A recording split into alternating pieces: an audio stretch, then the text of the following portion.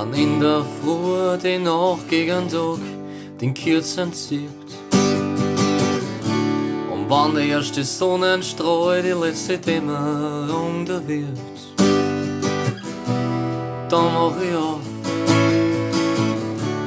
in der Kinettn, wo ich schlaf.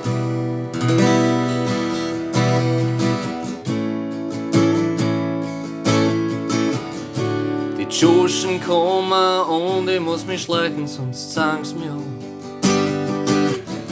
So gröll ich halt aussehen und putz meinen Träger, so gut ich kann.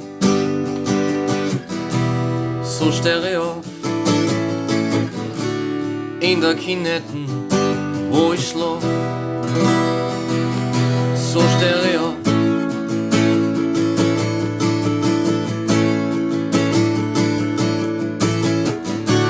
Ich hab mich schon seit 10 Tagen nimmer rasiert und nimmer gewaschen. Und ich hab nix als wie ein Flaschel rum in der Manteltasche. Den gib ich mir zum Frühstück und dann schnurr ich auch noch mal Zigaretten an. Am einen Schilling. Und die Leute kommen mir entgegen, wie eine Mauer kommen's auf mich zu. Ich bin der einzige, der entgegengekommen vor.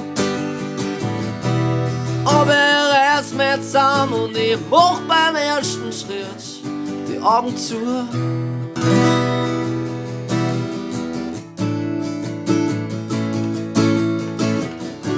Es ist doch ganz egal, ob ich was arbeite oder nicht. Weil für die dünne Klostersuppen genügt's doch auch, wann ich bett. Lass mich in Ruhe,